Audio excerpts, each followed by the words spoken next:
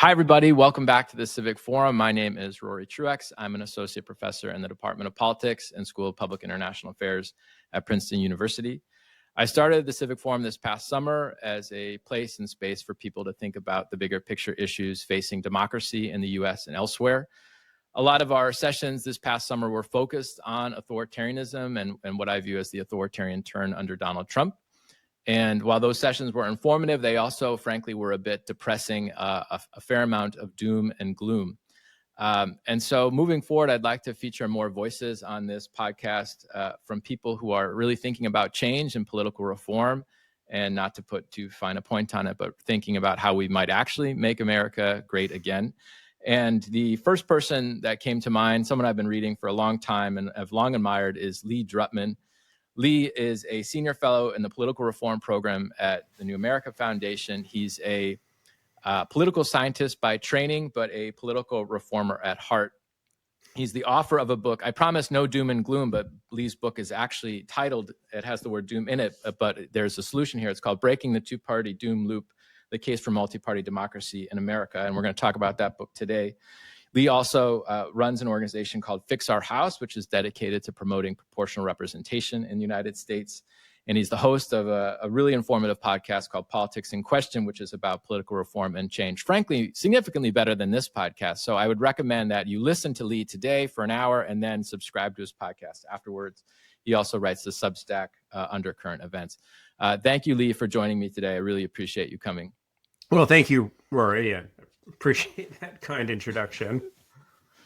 So let's get right into it. So you have a very fine diagnosis of the American political system, but also a prescription. And a lot of people have a muddled diagnosis and potentially no prescription at all. So I'd like to start for a few minutes just talking a little bit about what you see as the core issue with the American political system, what you describe as the two-party doom loop. Yes, well, that is the book that I wrote, the two-party doom loop. And that book came out in 2020. I spent most of 2018 writing that book. And so my thinking has evolved a little bit over the last few years. But the basic thesis of the book is that we have a two-party system in the United States, but in the 2010s, that two-party system became much more of a true two-party system. We used to have these overlapping parties, and it entered a different phase, what I call this doom loop phase, in which parties got fully sorted, separated, fighting for narrow control, and the escalating rhetoric, demonization, hardball politics just kept on escalating. So it's just like a classic tit for tat escalation, and it's very hard to come down from that. And this summer has actually provided a very good example of that around the redistricting, which for those who assume most folks have followed this to some extent, that President Trump pushed Texas to do a mid-decade redistricting, which was somewhat unprecedented, though not entirely. And Democrats who felt that this was unfair said, well, we got to redistrict our states to get more Democratic seats. So there's been this constant escalation. And Democrats for a long time had said, well, we should do independent redistricting commissions because that's better, that's fair. Although, even in California, where Democrats did independent redistricting, they had 43 out of 52 seats. So depending on your perspective, the other side is cheating. And this is the psychology of the binary, is you see your side is right and the other side is wrong, no matter what. So whatever they do, you have to do it back. And then they don't see it the same way. They see you're the bad, we're the good, and so until you basically undermine the shared faith in elections, which are the essential legitimating institutions of modern representative democracy. And when you lose a shared sense of faith in the electoral process and the legitimacy of elections, it's very hard to maintain a democracy. And it also, and we now have seen a lot of this psychology of when people are willing to ignore norm violations or even cheer them on. It's when the stakes are high and when there's high polarization and when people think, well, if the other side is going to break the law, then we have to do it first. And that justifies all kinds of democratic norm breaking. And that is the phase that we're in right now. And Lee, tell us a little bit more about how we got here. There's a lot of different causes that people attribute it to, whether it's the rise of cable news and now social media. But I wanted to return to something you said basically about sorting. And in your book, you talk about how we actually used to have a two-party system that had kind of really four things going on. And we've seen the demise of conservative Democrats and liberal Republicans. And so the overlap ideologically between the parties has vanished. Can you tell us a little bit more about that and how that came to pass? Right. So if you hopped in your time machine and went back to 1960 and you were observing the 1960 presidential election between Richard Nixon and John F. Kennedy, you would be surprised how much they agree and how similar they were. And actually, it's actually worth revisiting their debate because it is quite a contrast to today. But when you look at the geography of where they competed for votes, it's one of the most competitive elections in almost every state. And the Democratic Party was this kind of unwieldy coalition of Northern liberals and Southern conservatives. And the Republican Party was also a somewhat unwieldy coalition of Eastern, Northeastern liberals and Western conservatives. And so the party system was kind of jumbled up. It was, in many ways, a kind of four-party system with liberal Republicans and conservative Democrats alongside liberal Democrats and conservative Republicans. And starting with the civil rights fights in the 1960s and then into the fights over Vietnam and the culture wars starting in the 70s, really into the 80s, the parties began separating. And so you started to see the demise of liberal Republicans and the demise of conservative Democrats. And this played out over several decades. I mean, there were broad forces of nationalization of politics, the escalation of culture war and social issues that made politics split more among urban rural lines. And because we have a single winner system of elections based on geographic constituencies, that meant that as rural places became more Republican, because Republicans were more clearly the socially conservative party, Democrats just stopped competing in those areas. And the same for urban and professional class suburban areas, Republicans stopped competing. And this played out over several decades. I mean, you start to see it in the 90s. There's the first nationalization of Congress election when Gingrich tells Republicans we're going to run on a national platform, not individual local districts. And then 2010 is like the demise of the Blue Dogs within the Democrats get really destroyed in that election. A lot of districts that had been longstanding conservative Democratic districts just became conservative Republican districts, and now there's almost no overlap between the two parties. The number of split ticket districts is down to the lowest it's ever been. Almost every state is either solidly Democrat or solidly Republican. And there's very few swing states. So it's just like we have a two-party system, but we really have two one-party systems competing for narrow control. And that is just devastating because you have two worlds in which people are socially surrounded by people who are like them. And that reinforces their sense of we are good and they are bad. And then you have this narrow control for power, which creates this incredibly high stakes. If we don't do everything, then the other side is going to take over, and that will be the end of the country. And that is just psychologically devastating for the basic tolerance and forbearance that you need to maintain a democratic system of government. And I want to pick up on this issue of polarization. So we've talked about this in previous sessions, just that what we call effective polarization in the United States has been on the rise for decades. Effective polarization is basically the difference between how much you like your own party and how much you loathe the other party or the other group. And we've seen basically an increase in out-group hate. And to put it differently, people loathe the other side. And I would say that you feel this, and it's a little bit about how the doom loop affects people, affects families, and polarization, and what that feels like. Yeah.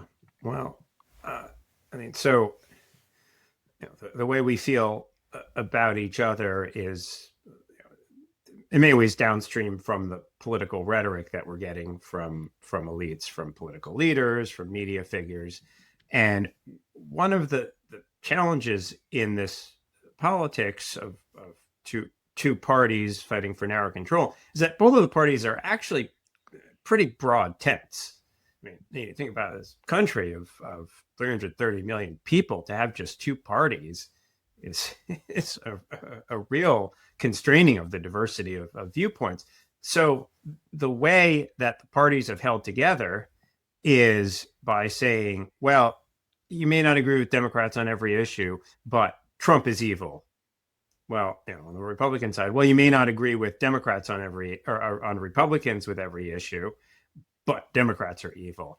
And so there's this escalating demonization that is just coming down from the elite level, and then it's getting reinforced in social circles as we are increasingly living in predominantly Democratic or predominantly Republican areas, and people talk to each other. Oh, can you believe what the Democrats are doing? They're watching Fox News or One American News, or they're watching MSNBC, and so it's like I hear.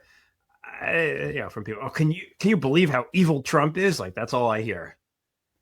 So of course I think he's evil. I mean, I do think he's pretty authoritarian, but I'm not hearing what the people who love him are hearing. And similarly, they're not hearing what I'm hearing. So this bifurcation of social networks, of media networks, of elite top-down rhetoric, it all plays on each other and creates this whirlpool, this doom loop, this spiral that just makes it harder and harder for us to see any common ground and not see each other as the most dangerous threat to the country. Well, and to take that one step further, that background polarization, we know, creates the conditions for some really scary things, namely political violence. Yes. And it doesn't take a whole lot of people on either side to foment violence. I think we know from the data that most Americans don't support political violence. But nevertheless, this kind of extreme rhetoric and the nature, the toxicity of our system itself creates the background conditions for violence. And I think we're at that precipice right now, especially after the killing of Charlie Kirk. Yeah, and one of the things that struck me after the horrible murder of Charlie Kirk is that everybody who on the right who believed that the left was responsible for all the violence in the country immediately seized on something that some random person wrote on Blue Sky. I mean, like, every Democratic leader condemned this, but that's not what the folks on the right saw, because they did not believe that the left was good and decent. They believed that the left was violent. So it's this fundamental dynamic of confirmation bias and motivated reasoning, where you see what you expect to see, and then it proves you right. And it's like anytime there's a violent moment of political violence, everybody's so eager to pit it on the other side because they want to see they're the violent, they're the evil people, and that creates this dynamic where you sort of have to continually distort your reality to fit the narrative. And then, of course, we know that these moments can be used as pretenses for crackdowns on civil liberties. That's the history of this. I promised people we would not be all doom and gloom today, so we need to move beyond this quickly. But I do also want to talk about the other downstream consequence of the two-party system, which is basically people's faith in the system itself, their levels of political engagement. I spent a fair amount of time looking at public opinion data in China. That's my area of study. And one thing you always observe is that people have really high levels of confidence in government in China. and really, really low levels of confidence in government in the US and several other developed democracies. And I always used to dismiss that finding in two ways. I would say, oh, well, in China, this is an authoritarian system. You can't quite trust public opinion data. I think there's some truth to that, but I do think people generally actually support the system over there. And then the US, I would say, oh, well, people, this is a democracy. People are sort of socialized to loathe the government and be critical. And that's almost a good thing that they're critical. That's a part of accountability. I've since changed my tune on that second point. And I think it's quite clear that there's just low levels of belief in our system itself, and people are disengaging from politics. And so can you tell us a little bit more about what you're seeing in the data you've looked at and how you think about this? Yeah, I mean, certainly, I think there is something to this question of political trust that so there's some middle ground that's probably appropriate. Like, super high trust in government, you're going to be skeptical, but super low trust in government, and government doesn't really have the capacity and support to do the things it needs to do. So, I mean, if you look at any measure of support, trust in government, right track, wrong track, all of these ways that pollsters and survey researchers have tried to get it, that there is just incredibly low trust in government. Now, some of this is a story of polarized trust, in that Democrats are much more likely to trust the government when they're in power. Republicans are much more likely to trust the government when they're in power. But there's been a secular decline in both of those, in both Democrats and Republicans trusting the government when they're in power. And there's this one question that Pew has that asks people whether they feel like their side is winning or losing more. And even when their party is in power, Democrats and Republicans feel like their side, a surprising number, feel like their side is still losing. So everybody feels like they're losing. Everybody feels like the government is not working. And more people are just disaffiliating from the major parties in polls. And the level of disaffection pox on both of their houses. The whole system is broken. What's even the point? All of those measures have just crept up and up. And most people don't think either party represents them. Most people want more parties. So there is just this incredible level of disaffection with the political system. And this is a real challenge, because I think one way to think about the 2024 election is Democrats went out there and said, we got to protect our democracy. Trump is a threat to democracy. And a lot of people said, what, we have a democracy? Or we don't even like democracy, that this system isn't working for us, right? Yeah, so right. It becomes almost a status quo position to defend. Right. Exactly. That's what I'm getting at, is that this was people said, what kind of democracy is this? If this is democracy, what's worth preserving here? And that's a real challenge, because I think there are I've looked at a lot of public opinion data on support for democracy, and people like it as an idea, but a lot of people don't understand what it is, and people are willing to transgress all kinds of norms when their party is in power. So there's this interesting hypocrisy. Actually, I co-wrote a report called Democracy Hypocrisy.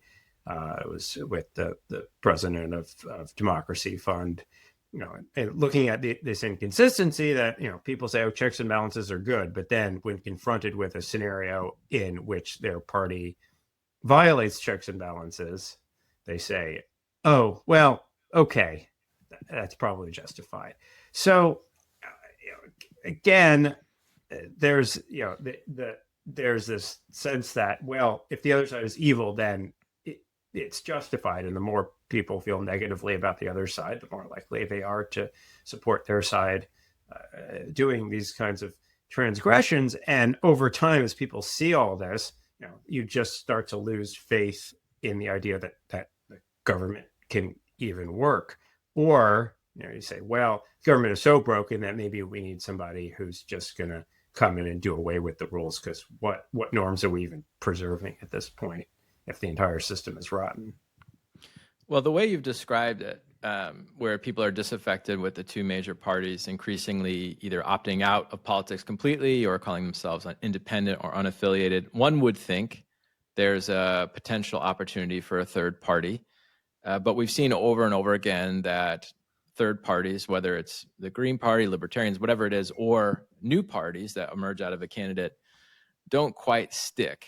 And I think this is, if I leave people with one takeaway today, it's this idea that our rules, our electoral rules, are linked to the two-party system itself. And so, Lee, could you, as simply as you can, tell us why we have only two parties in equilibrium? Why do we have only two parties? The simplest reason is because we have a system of voting that makes it very hard for third parties, and that system of voting is first past the post, single winner plurality districts. Everybody has had the experience where they go vote in November, and they vote in a congressional election, and they are in a district, and they get two candidates to vote for, a Democrat and a Republican. Maybe there's like an independent or a libertarian or something, but the only two candidates who really have a shot of winning are the Democrat or the Republican. And honestly, in most places, only one of those candidates has a shot of winning today. But basic logic of a single winner election is if there can only be one winner, then you should only vote for somebody who has a chance of winning, and that's one of the top two candidates, and a third, somebody who's further down, is polling at 10% or 5%, is not going to win, so why waste your vote? And further, that person might spoil the election because the person that you'd like, you'd be more willing to support of the two major party candidates. That person might take votes from that person, and we all know did Ralph Nader spoil the election for Al Gore debate from 2000, where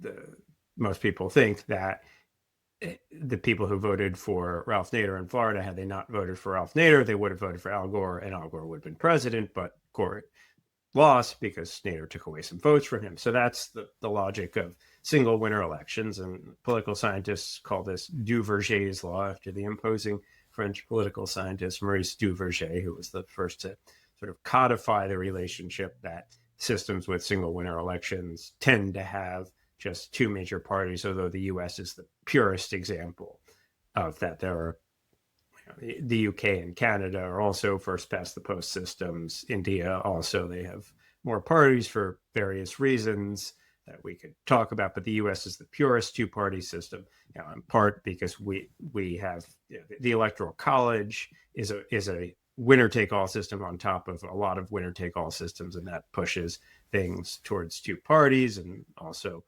the US has the most restricted ballot access laws of any country in the world for minor parties, but broadly it's the system of single winner elections. Now, these are highly disproportional, right? If you think about a single winner election, 51% of the vote can get you 100% of the seats, because there's only one seat. So 1 over 1 is 100%. So that's highly disproportional. Now, the idea of proportional representation, which is what most countries use, is that parties should get seats in the legislature in proportion to the percentage of votes they get. Now, it's impossible to do that in a single winner district. In a two-member district, 51% would get one, 49% would get one, but the math kinds of being a little wonky, like what happens if one party gets 67%? Should it get two seats or one seat? So generally, you can get rough proportional representation as you move to 3 members per district. So you could go a third, a third, a third. Probably the sweet spot that political scientists tend to identify is between 4 and 8. After that, you don't get much benefit. You get too much fragmentation. But the idea is if you had, say, a 5-member district and people voted for one candidate, you would get, each voted for one candidate. We're not talking at large seats, which some people know from city councils or some states. for some, or multi-member districts in some states. But this is proportionality, one vote in a 5-member district. So in theory, you could have 5 parties that each get 20% of the vote and each get 1 representative. So just to review a few things here for folks. The first thing is that the U.S. is unusual, yes. right? So we have, I believe, among the lowest number of parties in the world. Political scientists talk about what are called effective political parties, and that's just a fancy way of kind of weighting parties by vote share. So we have more parties in the U.S. than the Republicans and Democrats, of course, but really we only have 2 that are electorally viable. And that's unusual, in part because of our electoral rules were written a couple hundred years ago, and democracy has evolved since then. And there are new ways of writing rules that produce different outcomes. And so what Lee, you've mentioned is this idea of what's called proportional representation, where instead of 1 district, 1 rep, which is what we have now, we have bigger districts with more reps, and those representatives are divvied up in proportion to their vote share. And that could allow really interesting things to happen, right? So we have family ties to Oklahoma. People might not know this, but roughly 1 out of 3 Oklahomans votes Democrat, and they are not represented in Congress in any way. And the converse is true in Massachusetts, right? So we have, I don't know what the specific share, I think it's a little more than 1 out of 3 Massachusetts, I don't even know how to say that. What is it? People from Massachusetts, will say that, are Republican, and they see no representation in their congressional delegation. And so it would allow these different constituencies to have some representation. The other thing that people often would say is it might even allow other parties to take shape and to take hold and maybe get a few seats in Congress, and that could change the game for people. So can you tell us a little bit more about what that might look like in the United States? You've written a very prominent piece in the New York Times where you talk about 6 potential parties that could emerge. This is a bit of a hypothetical, but tell us a little bit about what a system with changed electoral rules in the United States could produce, what you think it might do. Yeah. So I want to get to that, but I do want to just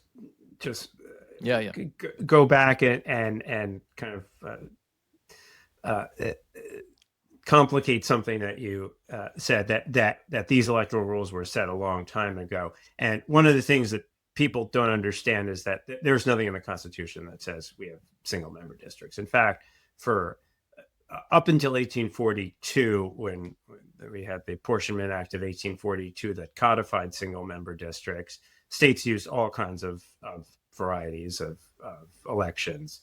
None of them were proportional, but there were all kinds of multi-member districts, and some of them were not entirely majoritarian. Other thing I don't think people know is that proportional representation is a U.S. invention. Now, it wasn't proportional for parties because the framers didn't want parties.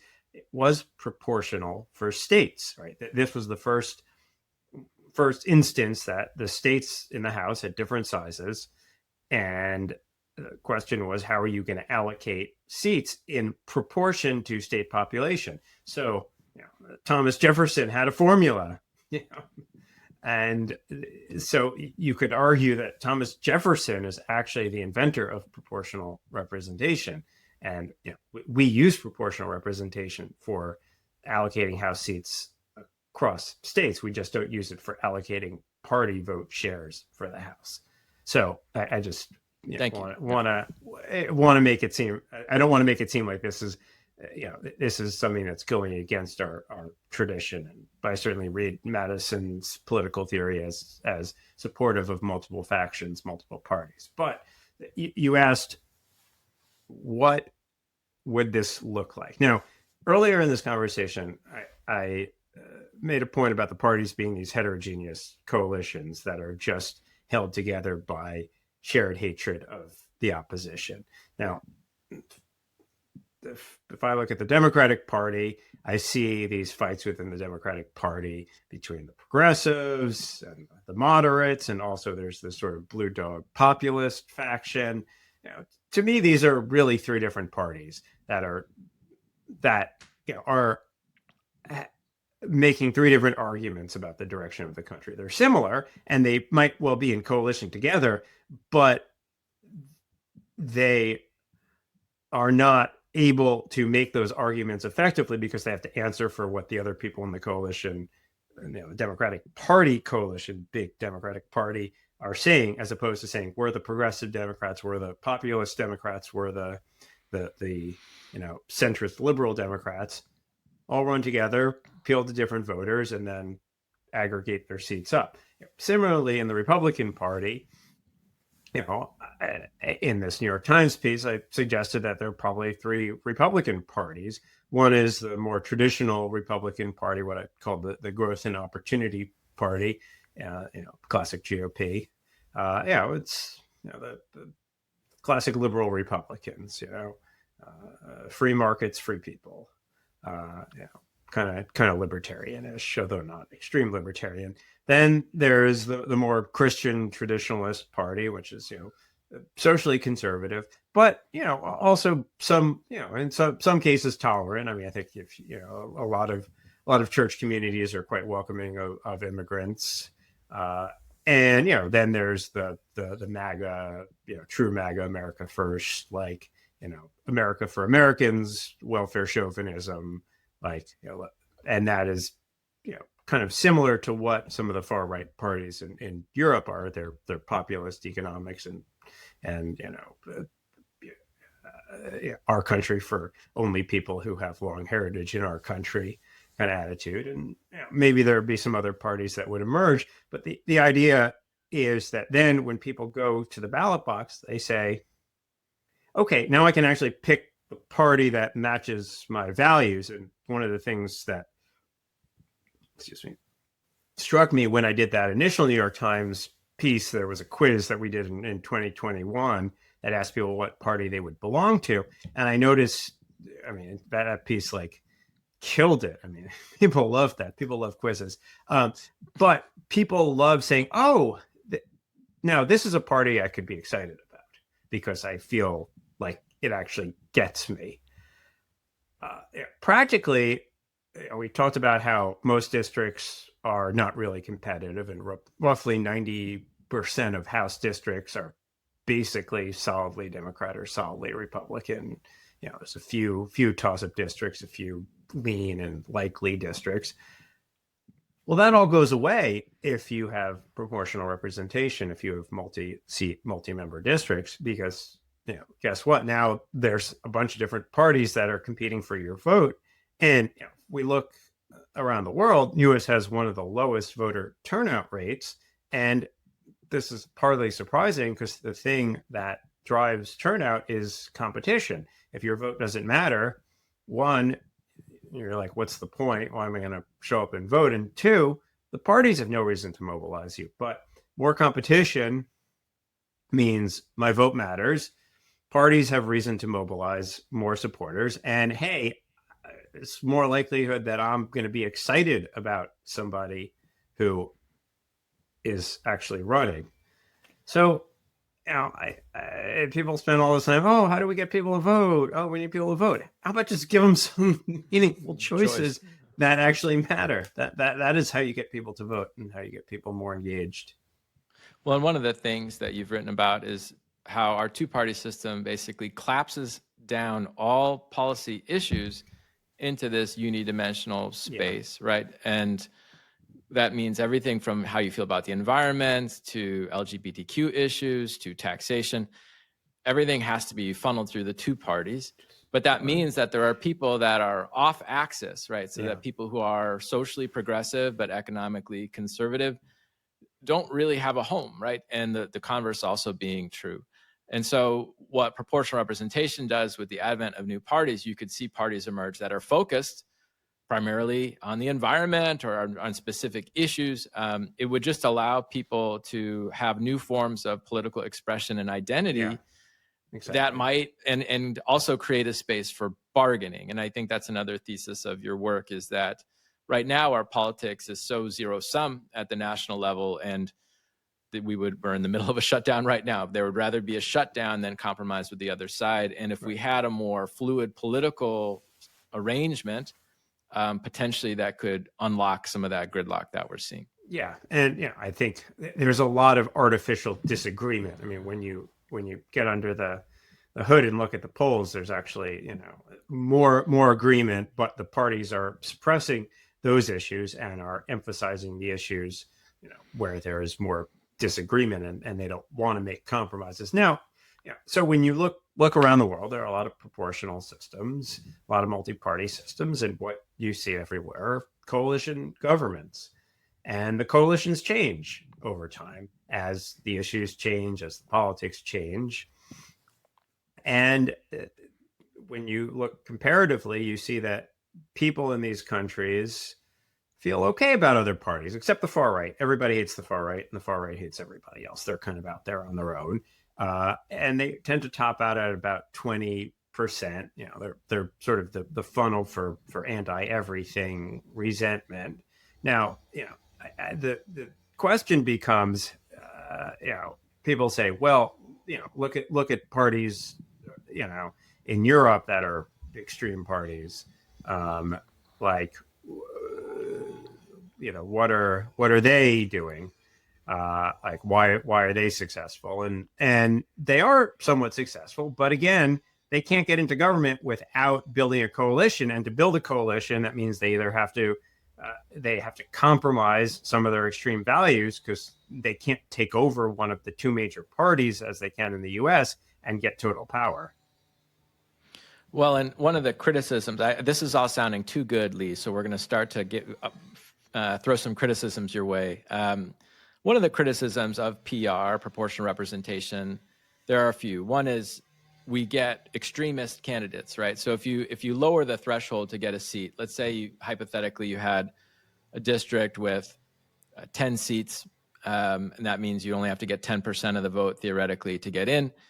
You can get 10% of the vote by being pretty out there, right? And so there's a concern that real extremists would get into government. The counter argument is probably, well, we already have a fair amount of extremists floating around. The other criticism that you hear is really about accountability. So it's harder for people to really see the relationship between who's in charge of everything. So fluid. There's all these coalitions and they're issue specific. When something goes wrong, there's kind of an accountability gap. That's an old argument in the political science literature. So how do you think about those criticisms? Well, so I mean, the extremist question. I mean, yes, we have extremists in the U.S. And if you look at any of the comparative party ratings, go to the VDem scores or any of the other international party comparisons, like the U.S. Republican Party is an extreme far right party. Like the policy positions, the rhetoric, the illiberalism. I mean, it's like equal or further right to the AfD in Germany. It's further right than National Rally in France. It's extremely far right. But it is true that in these countries you have the rise and fall of populist parties, and there's again, this is an important point to emphasize, is that these parties can't get into power without building a coalition with the a more center-oriented party. And so one of two things happens. Probably two things happen. Usually when they do that is they are forced to moderate their position, which has a kind of taming effect, but also they lose their supporters because their supporters are just anti-system. So as soon as you're in government, your support collapses. And you see this, there's some literature on the cost of ruling, that the more extreme parties suffer an extremely high cost of ruling because they can't deliver what they promise. Or alternately, and what you saw in Germany is what's known as the cordon sanitaire, in which the major parties say, we're not going to form a coalition with the extreme parties. And unless they have 51% of the seats, the other parties have a majority. Now, of course, that creates challenging governing coalition problems.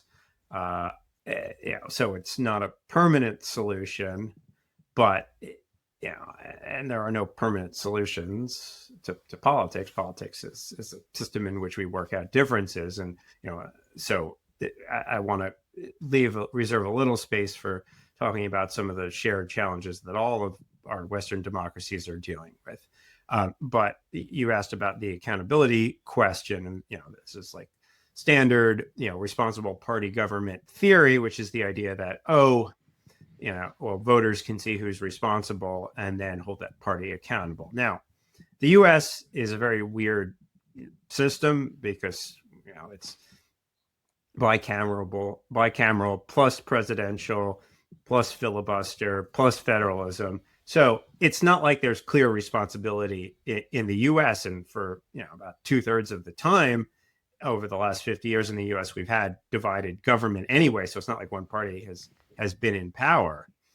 So it's very hard to figure out who's doing what, and a lot of what happens in governing is that the parties make deals, and it's somewhat unclear. So we get coalition government anyway. It's just we don't call it coalition government. But the purest version is the Westminster system, which is the UK, which is Labour gets into power and they have total control of government, and so they're of course, because the UK is not proportional, Labour gets 1/3 of the votes and still gets, or 36% of the votes and still gets total control, though now it might be the Reform Party in the next election. But even there, the idea that people are holding the party and government accountable for what? Because policy takes a long time to develop. The effects are often not immediate. And also, if people are partisans, they're not looking objectively, right? So either we have, do we have all independent voters who are just, I'm going to just look objectively and see which party is in power? No, we have partisans who see the world through partisan lenses. And we see this survey after survey. When my party's in government, I think the economy is doing well. When the other party's in government, or in the White House, I think the economy is doing poorly. So the idea that you would have voters objectively weighing the parties is just silly. The idea that one party gets to just enact its agenda as promised is silly. And the idea that you can judge performance when a lot of these policies take a long time to go into effect is silly. So the accountability story is just incredibly overrated. Now you can certainly measure government performance at some level, and people vote on how the economy is doing, but it just doesn't actually hold up in the real world. So, and what you sacrifice is a lack of representation. You make it harder for bargaining if you have a pure two-party system. And again, we had a multi-party system within the two-party system in which there were a lot of coalition deals, and one argument that people made was, the system is not accountable because we can't hold one party responsible because it's all bipartisanship. But maybe that worked a little better than what we have now. Well, and even just to put a point in that, we're in the middle of a shutdown, and this is a unified government, right? Republicans are in power, and there's debates as to who's responsible for the shutdown, right? So it's even in a system with clear accountability, we might not get accountability, or it filters through our toxic politics, and that distorts things. Yeah. So just to recap, and another thing I want to have people take away from this is there is no perfect political system. Right. Proportional representation has its issues. You can talk to Europeans, and they're fed up with different aspects of their politics. Sure. But for me personally, there's a movement in our field just to say that this could solve a lot of problems, or help improve the American political system. We would get more parties. We would probably have greater voter engagement. We would get more competitive districts. We would probably have less toxic political discourse, probably reduce polarization, reduce the likelihood of political violence, and even authoritarianism. So the potential upside is quite high. Yeah. That's not to say there are no costs and issues. Sure. There's no perfect system. But when you talk to Europeans, they say, well, we have our problems. I say, well, do you think you'd be better off with a two-party system? Oh, no. That's the one thing that's saving us is at least we have proportional representation, which is allowing us space to try to figure some of this stuff out. We definitely do not want your system. Even Italians, who have a very chaotic system do not want our system. So this all sounds pretty rosy, and let's talk a little bit about the politics of change. And I think you mentioned that you talk in your book about how we often underestimate the possibility of dramatic political change. This would be a dramatic political change, and you talk about different conditions through which that occurs. One of them is people realizing that there's a problem. I think we're there. People figuring out a solution. I don't think we're there yet with proportional representation, and I think this is part of a lot of the work you're doing is to try to familiarize people with this. And then the other steps are the political will, basically. So we would require the very people that are benefiting from the current system to change it. And does seem like a tall order, although there are bills in Congress that have been put forth to enact this type of reform. So can you tell us a little bit, this is a core part of what you do in your own work, is promote this idea. What have you seen about the politics of this type of change? And is there an opportunity for this conversation? Well, I think there's a tremendous opportunity. And I mean, in the almost 6 years now since my book has been published, I think it's gone from a kind of, that's an interesting idea. Oh, that'll never work, to, maybe we should actually take this kind of seriously. And, one of the things we do at Fix Our House is, we have conversations, with members of Congress and people in Washington. And there are more and more members of Congress who say, we really do need to do something different. And, there's some skepticism. Maybe we should,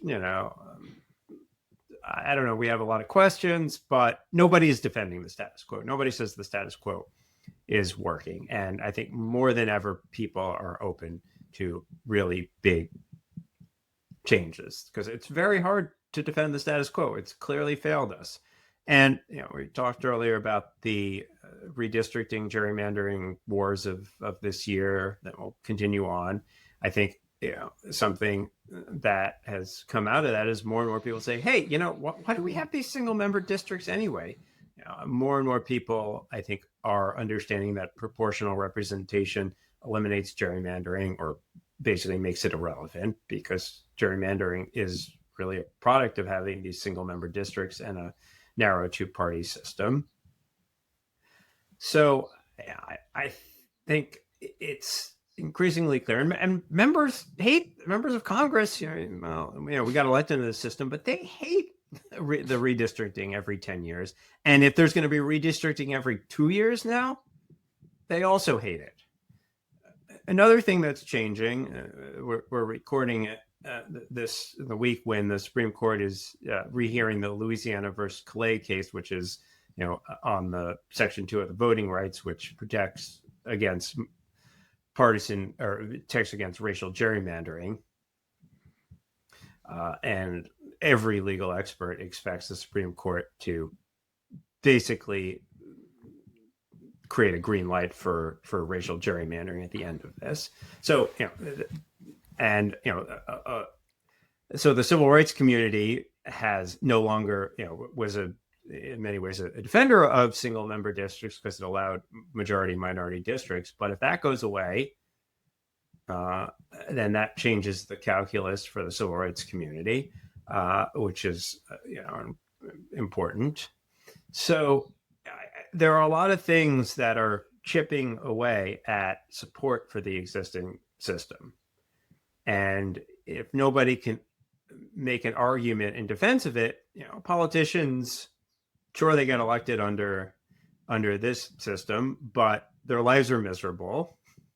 They recognize there's a problem. And you know what? They will win under another system. And a lot of them might have more power, especially rank and file members who are very frustrated with the way that party leadership in the two major parties controls everything. So I think if there is public pressure, if this becomes, an idea whose time has come, you could see change happen very quickly. And there are a number of states now where there are voting rights groups and democracy reform groups who are, exploring the possibility of bringing ballot initiatives. There are a number of cities. Portland, Oregon moved to a limited form of proportional representation. Although don't think that they chose a very good system, but still you see a little bit of a movement in that direction. Well, and I want to pick up on one thing you said, which is that Congress people, it's actually a miserable job by all accounts. It's not a job I've ever had. I don't know any congressmen personally, but everything one reads is they spend all their time fundraising, and now they're worried about redistricting all the time. And I think they're aware that the system is broken in a way. Yes. Is there a partisan element to this? So is there a partisan divide in who seems more pro this type of reform and who seems less? Well, Democrats generally tend to be more reform oriented, but there are a surprising number of folks on the right who feel that the current Republican Party is not working and is fundamentally broken, and that this might be a way to change that.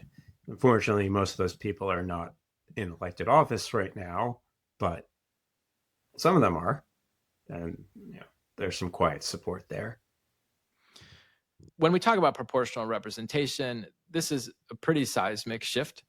And there's an argument about really baby steps, kind of incremental reforms that can lay the groundwork for more parties in our political system. One thing you've written about, and you actually have a whole volume in the Boston Review about this reform, is called fusion voting. Yep. This has a long history in the United States. It basically went by the wayside. Can you tell us what fusion voting is and how it can work within our existing rules? Yeah, so fusion voting is an American tradition where you can have multiple parties that are supporting the same candidate, and if you vote in New York, you may have experienced the opportunity to vote for Kamala Harris on either the Working Families Party line or the Democratic Party line. Now, votes from both of those parties go to Kamala Harris, but people who want to say that I want to support the Working Families Party because they take my issues more seriously, they're more progressive, can vote on that line and then see how many votes get counted on that line. And the Working Families Party exists in New York because New York is one of a few states where fusion has remained legal.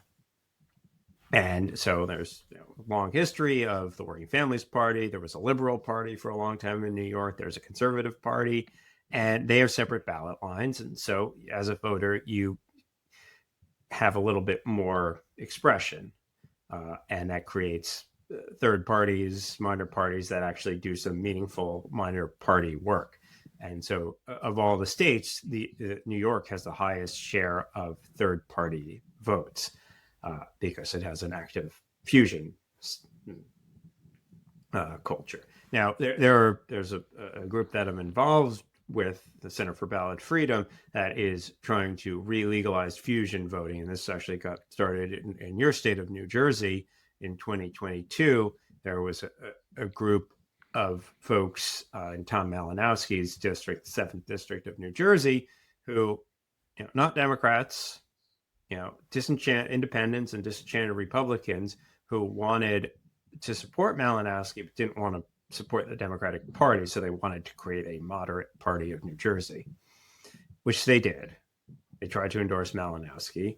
Secretary of State said under the New Jersey state law, this is illegal. And there's a case that's been working its way up through the New Jersey Supreme Court, should get cert soon, we hope, which says, this is actually a violation of the freedom of association under the New Jersey state constitution, and that this should be legal. Now, there's also, cases in Wisconsin. United Wisconsin Party is bringing a challenge, and Kansas, United Kansas Party is bringing a challenge. Both of these are center-oriented parties, and they're not.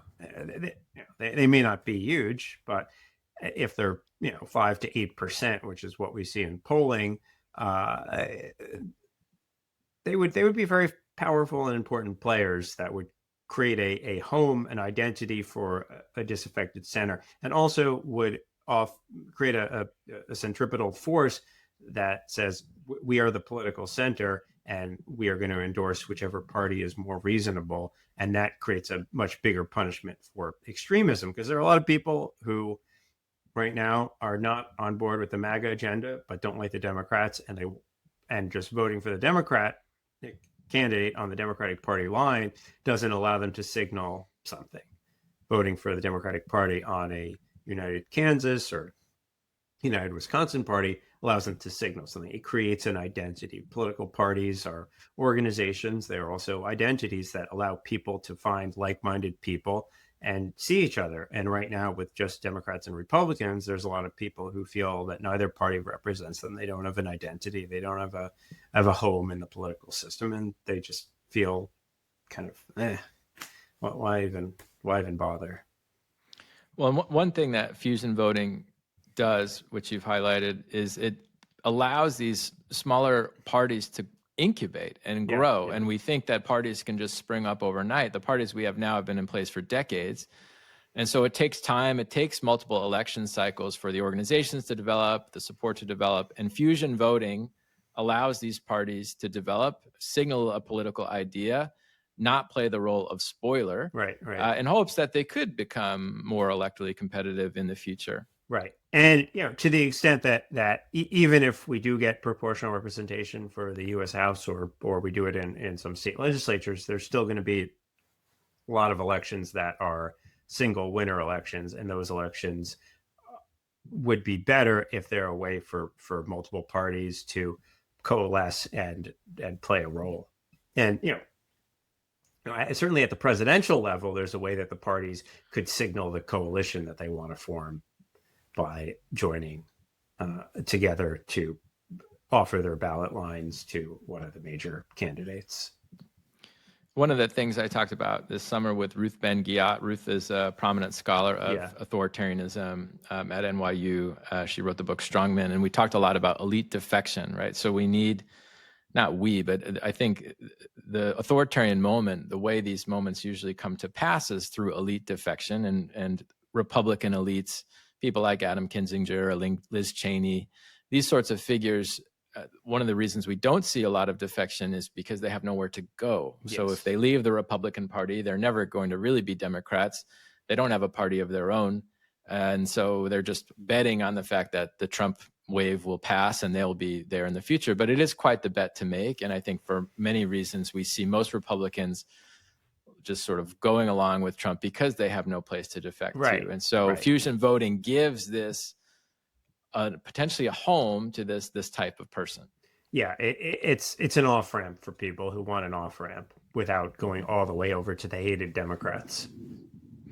Well, we're going to keep going on just Lee Drutman's ways to fix the political system. Another one you've talked about is Congress itself and the size of Congress. Congress has not grown in size, I believe, since the early 1900s. Correct me, you can correct fact check me on that. 1911. And we now have roughly one congressperson per 750,000 Americans. This is a humongous number, and it's basically impossible to adequately represent that number of constituents. And we're an outlier. Once again, we're an outlier. We have a low number of parties. We have a huge population per member of parliament. So tell us a little bit about what that sweet spot is in terms of the size of Congress, the size of parliament. How do you see that? Yeah, so I think there is another issue where there's a growing consensus. I co-authored a report a few years ago for the Academy of Arts and Sciences called The Case for Enlarging the House. And so right now it's at 435. It's been at 435 since 1911. The size of the population of the country has tripled. I think there's a pretty reasonable argument for increasing it to, I would say around 700. The number we put in the report was 585, but somewhere in that range. And I think one is just like bringing in some fresh energy. Our Congress is incredibly old. In fact, we have the oldest, the median age of our legislature is the highest among OECD countries. Like we are also an outlier in our gerontocracy, which is something else that proportional representation would improve, because it allows more opportunities for young people to get involved in politics and even start new parties. I think this pairs particularly well with proportional representation because one challenge in order to make the system more proportional, if you keep the existing number of seats, there's a lot of incumbents who will lose. But if you add a bunch of seats in the process of making it proportional, you're not forcing incumbents to vote themselves out of office. So the politics of that, and just like it is a lot of people. If this is supposed to be the people's house, I mean, James Madison, he thought that it should be no more than 50,000 people per district. And in fact, this is a fun bit of lost history, is that what we know as the Bill of Rights is 10 amendments, but Madison had 12 amendments. And the first amendment that would have been had this passed was a apportionment amendment that no district could be bigger than 50,000 constituents. Now that almost passed. If the Connecticut Senate had approved it, it would have passed, but it fell short, and then it got by the wayside. So, and the Second Amendment was a congressional pay raise amendment that later was rediscovered and became the 27th Amendment. So you could imagine an alternative universe where our Congress is growing in size in proportion of population over time, and that would put us at thousands of representatives. Yes, probably that wouldn't have worked either, and there would have been a change to that. But and I studied my work. One of my early projects was on China's parliament, which is called the National People's Congress, and that's got 3,000. I think it's one of the largest parliaments in the world. And the knock on it's an authoritarian parliament, so it's a different ballgame. But the knock on it, even for an authoritarian parliament, is that once you get that size, there is no deliberation whatsoever. It's just too big. And Congress is already a little unwieldy. Is there a concern that this would make it even more unwieldy, or do you think it's a reasonable shift? I don't know. I mean, there's no real deliberation in Congress. I don't know. I mean, the UK Parliament is about 700. The German Bundestag is about 700. I mean, I think the French Parliament has somewhere in that range. So, I mean, I think if there was something about that number that caused government to break, I think we would see it now. All of those institutions have their own pathologies, but like a group of 435 members, there's not a whole lot of deliberation, and also more just because of the specialization and the complexity of the economy. Like more of the real work is happening it should be happening in committees and subcommittees anyway, right? So it's not like the chamber of the whole is going to do a ton of serious deliberation. So we've gone up and down emotionally. We started in the doom loop, then we got some solutions. But I would like to talk about authoritarianism with you, since a lot of the folks I've been talking about it with are people who study other parts of the world. You came into the field studying American politics. What is your sense of the state of things right now? And I think you've done some writing. It was in your recent podcast where you talk about kind of the end game here. Like, what is Trump really trying to do? Is he trying to, how far is he trying to go? One of the themes of the conversations I've had is striking to people who study authoritarianism, how fast this is happening and how overt it is. Even relative to places like Hungary or Venezuela, like this is striking in its overtness and in its pace. So I'm wondering, as someone who's really embedded in politics and thinking a lot about these different issues, how are you seeing things from DC, and what are the things that are on your mind? Yeah, I mean, I think it's really bad in terms of like basic governance, in terms of rule breaking, in terms of breakdown of justice and all that. But I am struck that he's doing very little to make himself more popular. There is a playbook that a lot of these authoritarians have where they build a broader coalition to bring more people into their coalition to consolidate power. And like Trump is very unpopular. His policies are very unpopular. Now, the opposition, the Democrats are not doing a great job either. But I just don't. I don't know. I maintain an optimism that what's happening now is just sort of an insane wrecking moment, and that eventually we will have something to build anew. I mean, it's incredibly painful to see what's happening, and I mean, I live in Washington D.C. and my wife works for the government. I mean, a lot of friends work for the government, and to just see what is happening and how from the inside and just how it's affecting people's lives as people who have given their lives to public service and are just seeing everything that they've worked on be destroyed, and the impacts that these policies are having on real people, I mean, health and safety. But I think we are resilient as a nation. I mean, the civil society runs pretty deep in this society. We have a long tradition. We have a lot of wealth, and so I am optimistic that we will be able to build back.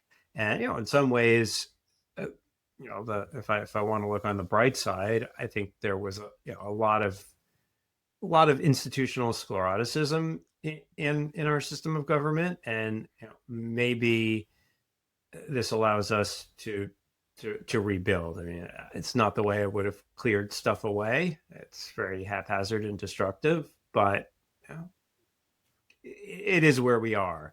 So the way I stay sane is by thinking like, what is the future that we're going to build?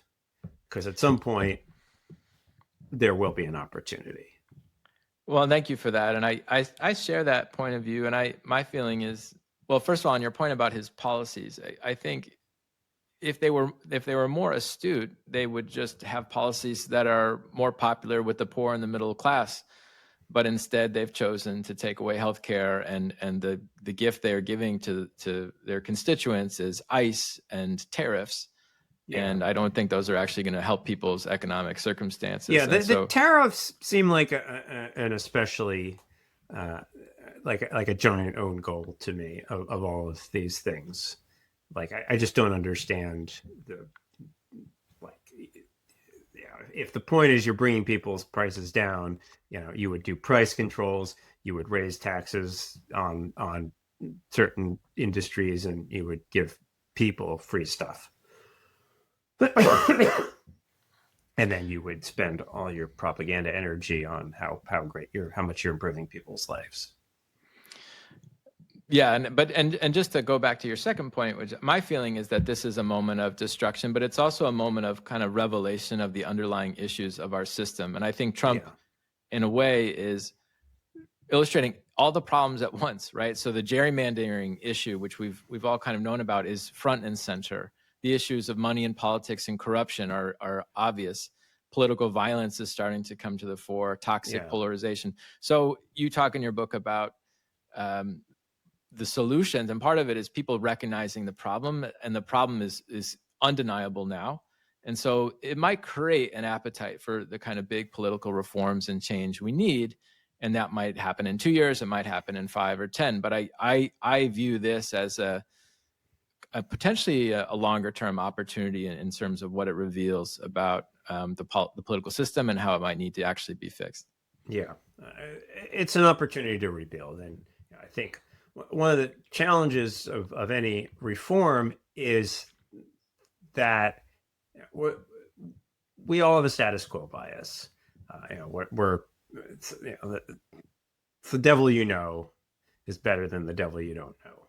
But when it becomes so clear that the status quo is broken and there's nothing to go back to, you kind of have to rebuild, and you kind of have to rethink. And I think if I've been in the think tank world for for over a decade now, and the democracy reform space for a little longer. And like one of the things I've seen is, 10 years ago, everybody says, "Oh, we got to get back to bipartisan deal making.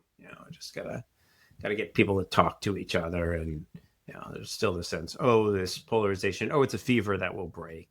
And the general trajectory has been, oh no, this thing is rotten at its core, and it's like we've just got to rebuild this as more and more of the intellectual energy in the reform space. No, I think there's still there's sort of some new organizations that have risen up and are just being much more ambitious. There are a lot of legacy organizations in the reform space that are still sort of caught up in a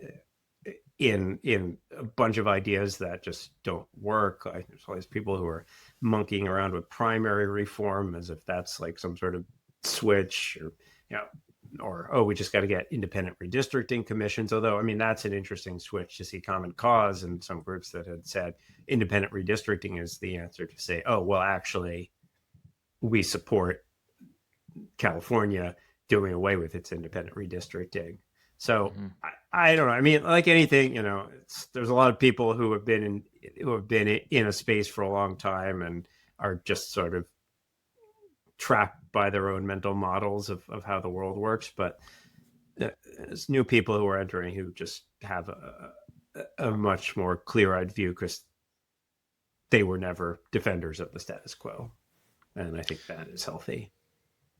Well, we will leave it there. Thank you to Lee Drutman for coming today. The book is called Breaking the Two-Party Doom Loop. It's a very good read, and I think a very important book about the fundamental issues with this system, but also some solutions. So thank you to Lee for coming. We will have more sessions of the Civic Forum, so please follow, like, subscribe, all those sorts of things. I appreciate your support. Thank you.